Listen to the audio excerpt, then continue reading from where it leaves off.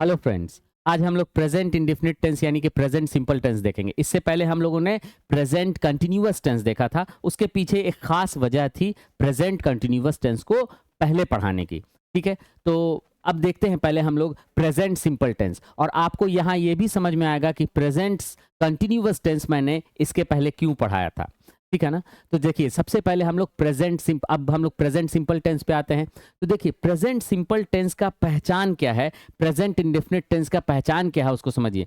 जैसे आप लोगों ने बचपन से पढ़ा होगा कि आपको पढ़ाया गया होगा कि बिहार बोर्ड से जब आप लोग पढ़ते होंगे या हिंदी मीडियम वाले स्टूडेंट्स हैं उनको पढ़ाया गया होगा कि हिंदी सेंटेंस के अंत में ता है, ते है, ती है लगा रहता है तो प्रेजेंट इंडेफिनिट टेंस है। ठीक है, वो बिगनर्स को सिखाने के लिए ऐसा ही पढ़ाया जाता है। ठीक है, हम आपको थोड़ा इसी तरीके से, चूंकि ये वीडियो ही स्पेशली फॉर ये बिगनर्स ही है, ठीक है, तो हम आपको उसी तरीके से समझाएंगे, साथ में कॉन्सेप्ट भी बताएंगे। तो प्रेजेंट सिंपल टेंस का यूज हम लोग कब करते हैं? प्रेजेंट सिंपल टेंस से क्या पता चलता है कि कोई आदमी किसी काम को करता है या कोई काम होता है। जैसे अगर मान लीजिए, हमने इससे पहले आपको बताया था प्रेजेंट कंटिन्यूअस टेंस जब मैं पढ़ा रहा था, तो मैंने आपको बताया था उससे पता चलता है कोई आदमी किसी काम को कर रहा है। जैसे कि मैं यह कमरा साफ कर रहा हूं, तो ये प्रेजेंट कंटिन्यूअस हो गया। लेकिन जैसे मैं कहूं कि मैं यह कमरा साफ करता हूं, तो ये प्रेजेंट सिंपल टेंस हो गया।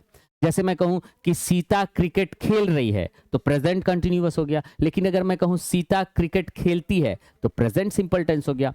अगर मैं कहूं कि वे लोग दिल्ली जा रहे हैं, तो ये प्रेजेंट कंटिन्यूअस टेंस हो गया। अगर मैं कहूं कि वे लोग दिल्ली जाते हैं, तो ये प्रेजेंट सिंपल टेंस हो गया। तो ये डिफरेंस आपको समझ में आया होगा। तो प्रेजेंट सिंपल टेंस से क्या पता चलता है कि कोई आदमी किसी काम को करता है। अभी हम इसके यूजेस पे नहीं आ रहे हैं, हम आपको ग्रामेटिकल टर्म में इसको नहीं समझा रहे हैं, हम आपको आसान करके समझा रहे हैं ताकि आपको आसानी से समझ में आ सके। अभी पहले कम से कम बेसिक्स समझ में आ जाए, है ना। तो अब इसको इसीलिए इसको इसके पहचान के लिए बताया जाता है कि हिंदी सेंटेंस के अंत में, क्रिया के अंत में ता है, ते है, ती है लगा रहता है। जैसे मैं क्रिकेट खेलता हूँ, वह मुझे पढ़ाती है, हम लोग दिल्ली में रहते हैं, मेरा भाई अंग्रेजी बोलता है, वह हर सुबह यहाँ आती है, एटसेट्रा एटसेट्रा। तो ये सब सारा एग्जाम्पल्स प्रेजेंट इंडेफिनिट टेंस यानी कि प्रेजेंट सिंपल टेंस का है। ठीक है, अब इसको देखिए, बनाने का जो स्ट्रक्चर है वो क्या है कि सब्जेक्ट के बाद आपको या तो V1 यूज करना है या V5 यूज करना है। ठीक है ना। सब्जेक्ट के बाद V1 का मतलब वर्ब का बेस फॉर्म, पहला फॉर्म। हम लोग जो वर्ब को याद करते हैं दोस्त, वो पहले फॉर्म में याद करते हैं। जैसे गो मतलब जाना, ईट मतलब खाना, प्ले मतलब खेलना, ये सब सब बेस फॉर्म है। जब वर्ब में आप एस या ईएस ऐड करते हो जनरली, तो वो क्या होता है, वर्ब का फिफ्थ फॉर्म यानी कि पांचवा रूप होता है। अब उसको समझिए। जैसे देखिए, मान लीजिए हमने लिखा प्ले, तो ये V1 है। ठीक है ना। जैसे ही प्लेज कर दिया, तो ये क्या हो गया, V5 हो गया। जैसे मैं कहूं कि ईट, तो ये V1 हुआ। लेकिन जैसे ही हम लोग बोल देंगे ना ईट्स, तो ये क्या हो गया, V5 हो गया। जैसे मान लीजिए मैं कहूं डांस, तो ये V1 हो गया। जैसे ही मैंने कहा डांसेज, तो ये क्या हो गया, V5 हो गया। जैसे मैं कहूं कि टीच, तो ये V1 हुआ। जैसे ही मैंने कहा टीचेज, ये क्या हो गया, V5 हो गया।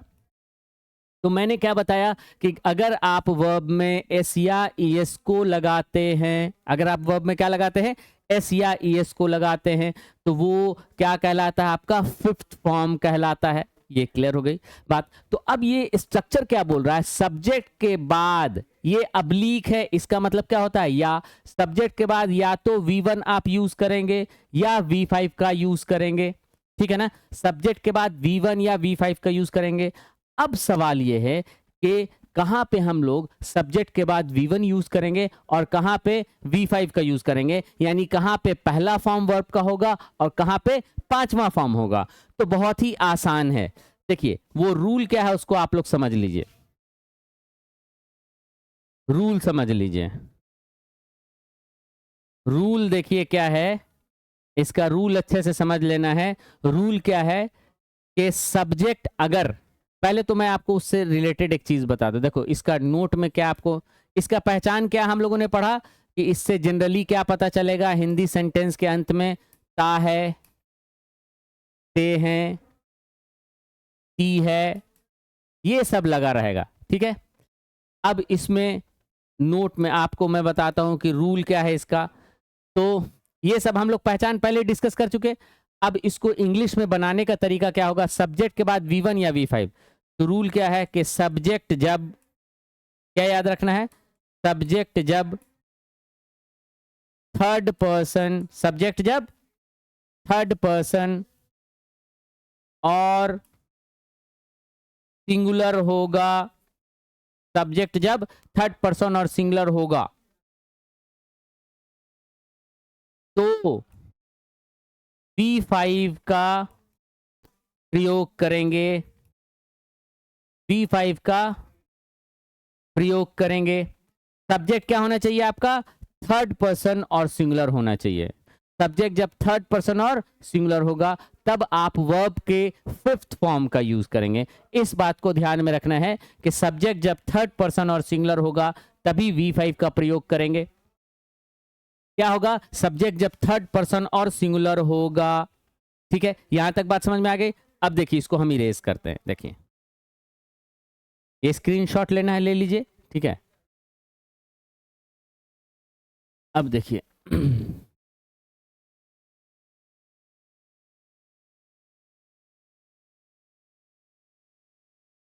देखिए जैसे अगर मैं कहूं कि मैं, अच्छा उससे पहले अगर मान लीजिए किसी को first person, second person, third person नहीं पता है तो मैं हल्का सा बता देता हूं, थोड़ा सा शॉर्ट में।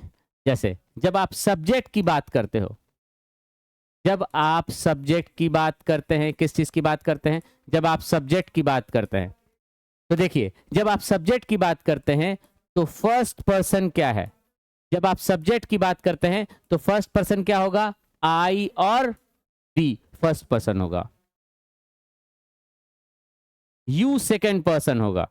याद रखिए मैं क्या बोल रहा हूं, बार बार मैं रिपीट कर रहा हूं। जब आप सब्जेक्ट की बात करते हैं तो फर्स्ट पर्सन में क्या आएगा, आई और वी। ठीक है, सेकंड पर्सन में आएगा यू, और इसके अलावा जो कुछ भी बचेगा दोस्तों वो सब थर्ड पर्सन होगा। वो सब क्या होगा, थर्ड पर्सन। चाहे आप ही बोले, चाहे आप शी बोले, चाहे आप इट बोले, चाहे आप दे बोले, है ना, चाहे आप किसी का नाम बोले, सोहन, मोहन, जगमोहन, कुछ भी बोले, है ना, या आप बोले your brother, my brother, his brother. अगर आप योर ब्रदर भी बोल रहे हैं ना तो ऐसा मत सोचना यू सेकंड पर्सन है तो योर ब्रदर सेकंड पर्सन होगा, नहीं, योर ब्रदर भी थर्ड पर्सन होगा। मैंने क्या बताया, except I, we and you, everybody and everything is the third person. Correct, यानी कि आई, वी, यू के अलावा सब कुछ थर्ड पर्सन होगा जब आप सब्जेक्ट की बात कर रहे हो तब। तो योर ब्रदर भी थर्ड पर्सन, माई ब्रदर भी थर्ड पर्सन, हिज ब्रदर भी थर्ड पर्सन, फैन भी थर्ड पर्सन। बात समझ में आ रही है ना, बोर्ड भी थर्ड पर्सन। तो आपको सिर्फ इतना याद रखना, I we first person, you second person, बाकी सब थर्ड पर्सन।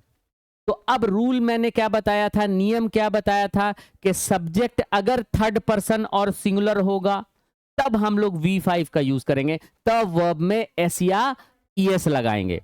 तो अब आप देखिए कि जैसे कि इसके साथ, इससे क्या पता चला, इससे आपको यह पता चला कि इनके साथ फर्स्ट पर्सन और सेकंड आई, वी और यू के साथ हम लोग कभी भी वर्ब में एस या ईएस का यूज नहीं करेंगे। क्लियर हो गई बात, इतना तक मेरे ख्याल से समझ में आ गया होगा। अब आते हैं, चलिए देखिए जैसे जैसे देखिए, जैसे मैं कहूं कि अगर मैं लिखता हूं यहां पे प्लेज, प्लेज मैंने लिखा वर्ब का फिफ्थ फॉर्म। अब यहां पे आप बताओ कि क्या मैं यहां पे क्या मैं आई लिख सकता हूं, नहीं, ये आई गलत हो जाएगा।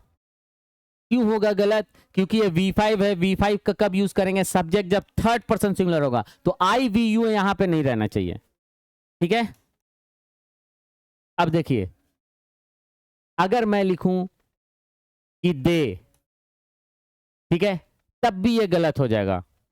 क्यों होगा, क्योंकि ये दे थर्ड पर्सन तो है, दे का मतलब होता है वे लोग, तो दे थर्ड पर्सन तो है, लेकिन वे लोग बोल दिया तो वो प्लूरल हो गया ना। तो प्लूरल थर्ड पर्सन सिंगुलर के साथ केवल हम लोग, है ना, ये V5 का यूज कर सकते हैं। इसका मतलब ये हुआ कि यहां पे क्या लिखना पड़ेगा, अब मान लीजिए ही लिखेंगे तो ये सही हो गया, ही प्लेज। बात समझ में आ गई। तो अब देखिए, अब मैं उसको समझाता हूँ। देखिए, जैसे अगर मैं कहूँ कि मैं क्रिकेट खेलता हूँ, तो बोलेंगे आई प्ले क्रिकेट। क्या बोलेंगे? आई प्ले क्रिकेट, है ना? ये वर्ब का कौन सा फॉर्म हुआ? ये पहला फॉर्म।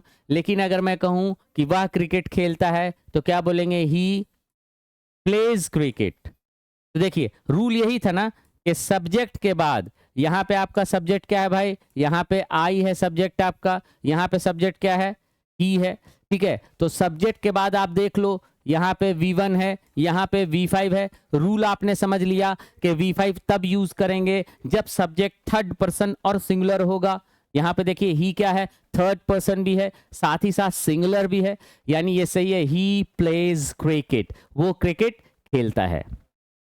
बात समझ में आ गई? अब देखिए, अब जैसे अगर मान लीजिए मैं कहता कि वे लोग क्रिकेट खेलते हैं, तो दे प्लेज होता या प्ले होता? दे प्ले होता, दे प्ले क्रिकेट। क्यों होता? क्योंकि ये दे थर्ड पर्सन है, लेकिन ये सिंगुलर नहीं है दोस्तों, ये प्लूरल है, इसलिए इसके साथ V1 होता। मेरे ख्याल से ये बात समझ में आ गई। आगे बढ़ते हैं हम लोग। जैसे मैं कहूं कि सोहन यहां आता है, तो इसमें सब्जेक्ट क्या है? सोहन। ठीक है, अब वर्ब लिखना है, सब्जेक्ट के बाद वर्ब लिखना है। वर्ब है क्या? आना। आता है प्रेजेंट इंडेफिनिट, ता है, ते है लगा हुआ है। तो सोहन कम में एस लगेगा या नहीं? लगेगा, क्योंकि ये थर्ड पर्सन भी है और सिंगुलर भी है। लिखेंगे सोहन कम्स हियर, सोहन यहां आता है। ठीक है ना? सब IVU के अलावा सब थर्ड पर्सन, तो सोहन भी थर्ड पर्सन। ठीक है, अब जैसे मान लीजिए हम बोलते कि सोहन और मोहन यहां आते हैं, सोहन और मोहन यहां आते हैं, तो क्या बोलते हैं? Sohan and Mohan, Sohan and Mohan. अब ये बताइए, यहां कम होता या कम्स होता? यहां पे कम होगा, come here, Sohan and Mohan come here. उसकी वजह यह है ना कि सोहन और मोहन मिलकर के क्या हो गया? ये प्लूरल हो गया। ये थर्ड पर्सन तो है दोस्तों, लेकिन ये क्या हो गया? प्लूरल हो गया, है ना? तो प्लूरल के साथ V5 यूज नहीं होता है, इसके साथ V1 ही का यूज करेंगे। यहां हम लोगों ने क्या यूज किया? V5 का यूज किया। क्यों? क्योंकि सब्जेक्ट ये थर्ड पर्सन था, सिंगुलर था। यहाँ सब्जेक्ट थर्ड पर्सन और सिंगुलर था, यहाँ पे सब्जेक्ट थर्ड पर्सन तो है लेकिन प्लूरल है। मेरे ख्याल से ये बात आप लोगों को क्लियर हो गई होगी। अब देखिए, इसको मिटाते हैं। देखिए, अगर मैं कहूं, ध्यान से समझिए, मेरा दोस्त यहां आता है, जैसे अगर कहें माई फ्रेंड, हम किसी अपने एक दोस्त के बारे में बात कर रहे हैं, माई फ्रेंड कम्स हियर। मेरा फ्रेंड कौन पर्सन? थर्ड पर्सन, सिंगुलर भी है, तो क्या हुआ? V5 यूज हुआ। अब बोलते मेरे दोस्त लोग यहाँ आते हैं, तो माई फ्रेंड्स हो जाता है। मेरे दोस्त लोग का प्लूरल क्या होगा? माई फ्रेंड्स, नाउन में एस लगा देंगे, माई फ्रेंड्स।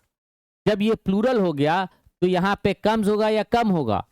यहाँ पे देखिए, ये क्या है? यहाँ पे समझिए इसको, यहाँ पे सब्जेक्ट आपका है सिंगुलर, यहाँ पे सब्जेक्ट क्या है? सिंगुलर, और यहाँ पे आपका सब्जेक्ट क्या हो गया? प्लूरल हो गया। इसका मतलब है मेरा दोस्त, यानी किसी एक फ्रेंड के बारे में बात कर रहे हैं। यहाँ पे बोल रहे हैं मेरे दोस्त लोग, यानी एक से ज्यादा दोस्त। तो माई फ्रेंड्स, यहाँ पे फिर क्या होगा? V1 होगा। क्यों? क्योंकि यहाँ पे थर्ड पर्सन तो है लेकिन ये प्लूरल है, यहाँ पे थर्ड पर्सन है, सिंगुलर है, इसलिए V5 का यूज हुआ। यहाँ पे माई फ्रेंड्स कम हियर होगा। क्या होगा? माई फ्रेंड्स कम हियर, मेरे दोस्त लोग यहाँ आते हैं। ठीक है, यहां तक क्लियर है? चलिए आगे बढ़ते हैं हम लोग।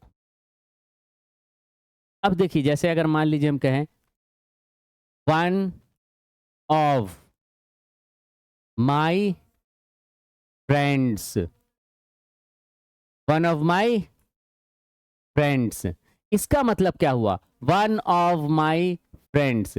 जैसे माई फ्रेंड्स का मतलब हुआ मेरे दोस्त लोग, तो वन ऑफ माई फ्रेंड्स का मतलब क्या हो गया? माई फ्रेंड्स का मतलब मेरे दोस्त लोग, वन ऑफ माई फ्रेंड्स का मतलब क्या हुआ, मेरे दोस्तों में से एक, मेरे दोस्तों में से एक। ठीक है, अब एक जगह और हम यहां पे लिखते हैं सम ऑफ माई फ्रेंड्स। इसका मतलब क्या हो गया, मेरे दोस्तों में से कुछ, मेरे दोस्तों में से कुछ। तो वन ऑफ माई फ्रेंड्स मैंने कहा, इसका मतलब हुआ मेरे दोस्तों में से एक। सम ऑफ माई फ्रेंड्स कहा तो इसका मतलब हुआ मेरे दोस्तों में से कुछ। ठीक है ना। अब देखिए जैसे इसमें हम लोगों को खाली जगह को भरना है। मान लीजिए इसमें मैंने ऑप्शन दिया आपको, यहां पे एक ऑप्शन दिया कम, दूसरा ऑप्शन दिया इसमें कम्स। ठीक है,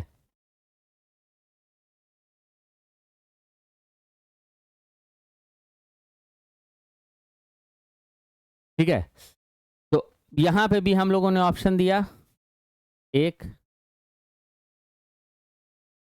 कम, दूसरा ऑप्शन दिया कम्स।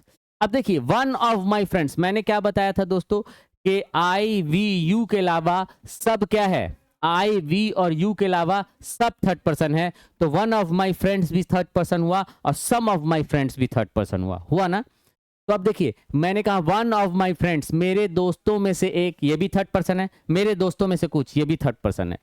ठीक है, तो अब देखिए ये थर्ड पर्सन है, सिंगुलर है या प्लूरल है। जैसे मैंने कहा मेरे दोस्तों में से एक, तो एक ही के बारे में बात कर रहा है ना, यानी कि ये थर्ड पर्सन भी और सिंगुलर भी है। तो यहां पे होगा कम्स। यहां पे है मेरे दोस्तों में से कुछ, यानी थर्ड पर्सन है लेकिन कुछ है ना, तो यानी कि प्लूरल है, एक से ज्यादा है, तो यहां पे V1 होगा कम। अब देखिए इसका हिंदी क्या होगा, मेरे दोस्तों में से एक यहां आता है, इसका हिंदी हुआ मेरे दोस्तों में से कुछ यहां आते हैं। बात समझ में आ गई। ये एकदम क्लियर हो गया होगा आप लोगों को कि हम लोग कैसे इसको प्रेजेंट सिंपल टेंस को यूज करते हैं। चलिए आगे बढ़ते हैं। एकदम एकदम इतना इजी तरीके से मैं पढ़ाने की कोशिश कर रहा हूं, जो भी आपका क्वेश्चंस होगा मेरे ख्याल से एकदम क्लियर हो जाना चाहिए। देखिए आगे देखते हैं। जैसे मान लीजिए हम कहें कि, लिखिए जैसे बोले कि मैं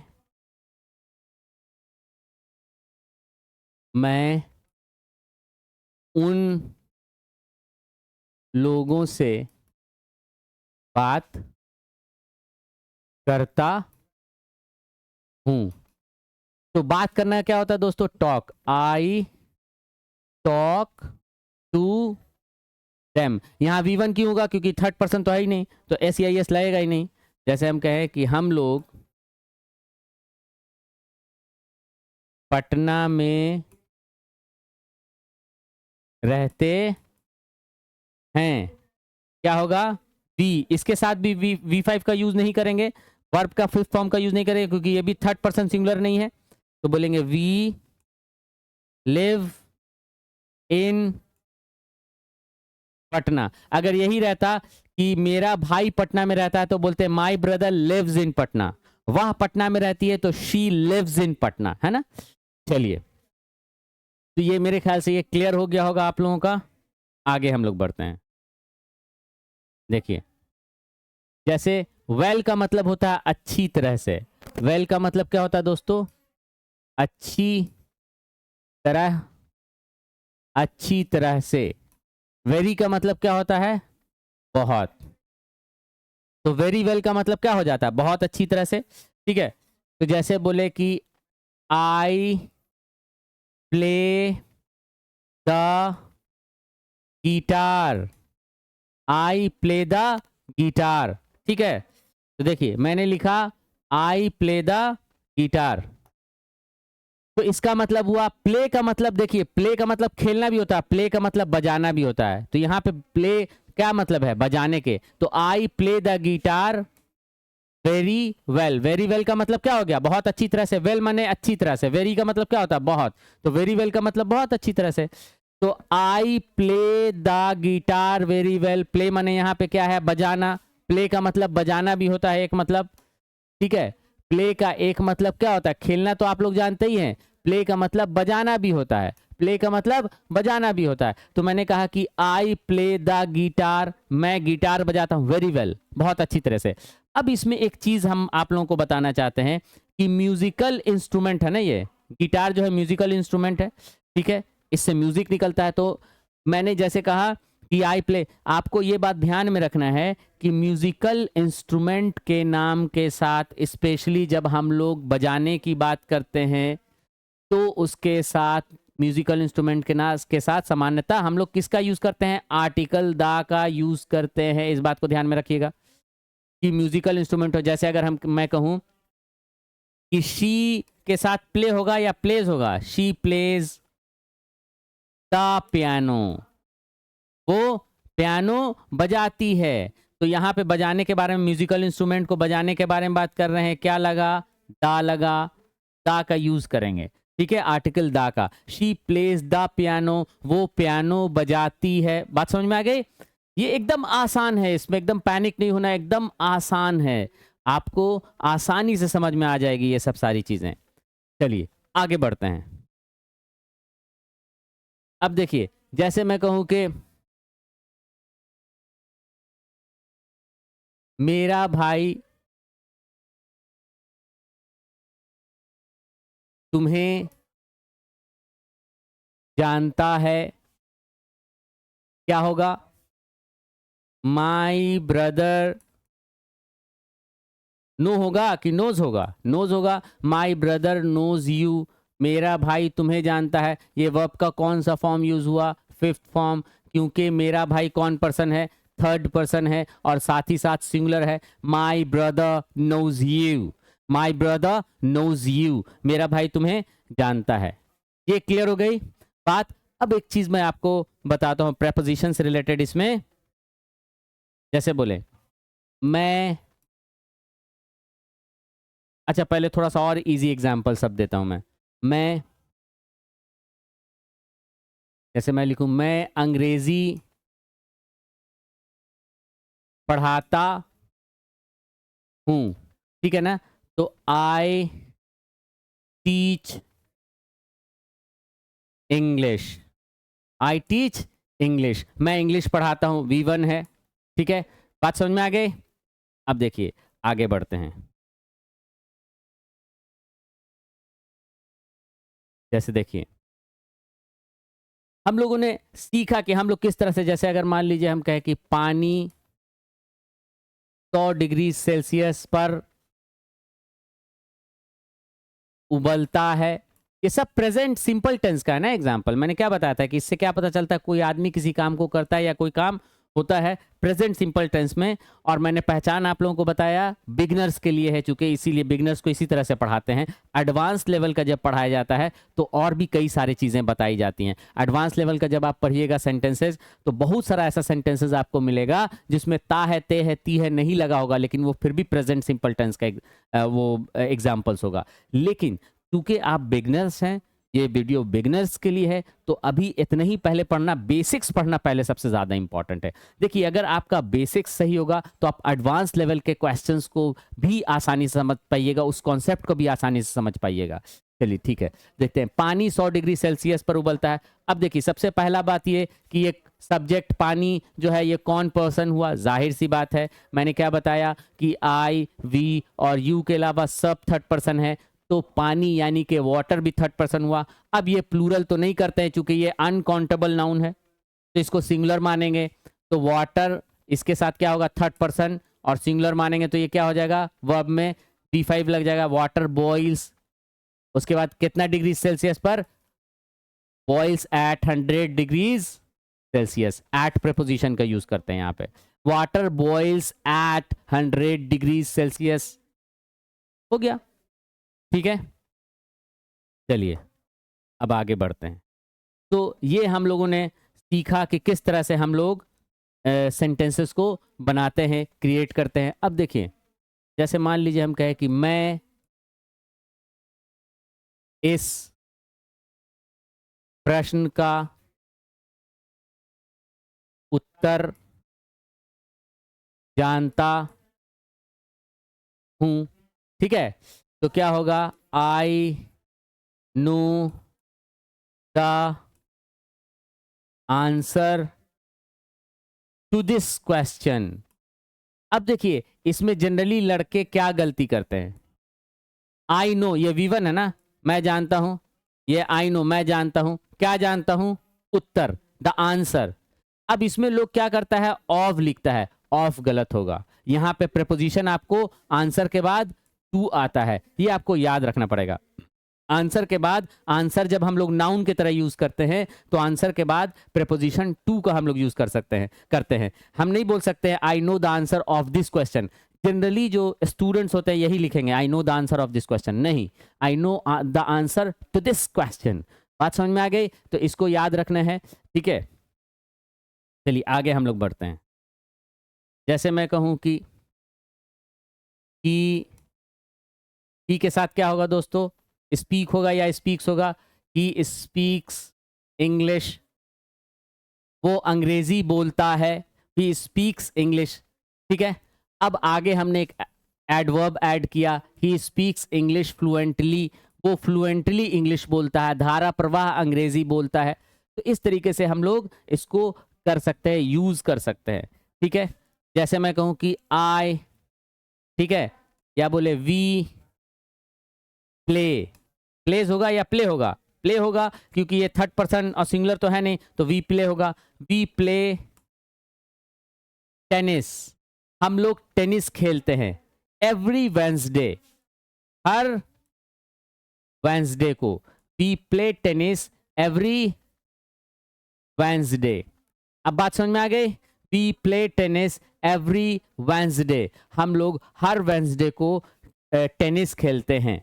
देखिए दोस्तों, आज मैंने आपको इतना बेसिक्स बताया है, फिर हम लोगों को नेक्स्ट वीडियो में फिर आगे, अभी प्रेजेंट सिंपल टेंस नहीं खत्म हुआ, अभी 2 दिन कम से कम और पढ़ाना पड़ेगा, क्योंकि इसमें बहुत सारी चीजें हैं पढ़ाने के लिए, ठीक है ना। तो 2 या 3 क्लास भी लग सकता है। और तो ये वीडियो चूंकि बिगनर्स के लिए, मैं नहीं चाहता हूं कि बहुत ज़्यादा डिटेल्ड में पढ़ा करके लोगों को कंफ्यूज कर दूं। आप लोग चूंकि जितना आप सीख रहे हैं उतना अच्छे से सीखिए, और मेरी इच्छा यही है कि आप लोगों का इंग्लिश थोड़ा बेसिक्स ज़रूर अच्छा हो जाए। हम लोगों के साथ जो बिहार के स्टूडेंट्स हैं स्पेशली उनके लिए, या यूपी से जो बच्चे हैं उनका भी इंग्लिश काफ़ी वीक होता है। तो मेरी कोशिश ये है कि हम लोग का इंग्लिश का एटलीस्ट बेसिक्स अच्छा हो जाएगा, तो फिर कहीं आप कहीं भी पढ़ने के लिए जाते हैं, किसी भी जगह किसी भी टीचर से आप पढ़ते हैं, तो आपको अंग्रेज़ी सीखने में, इंग्लिश सीखने में आसानी होगी, ठीक है। अगर फ्यूचर में कभी मैंने एडवांस ये कॉन्सेप्ट पढ़ाया अगर टेंस का, तो अगर आपका ये अच्छे से समझा हुआ होगा तो वो भी अच्छे से समझ में आएगा, ठीक है। तो आज के लिए इतना ही, thank you very much, that's all for today.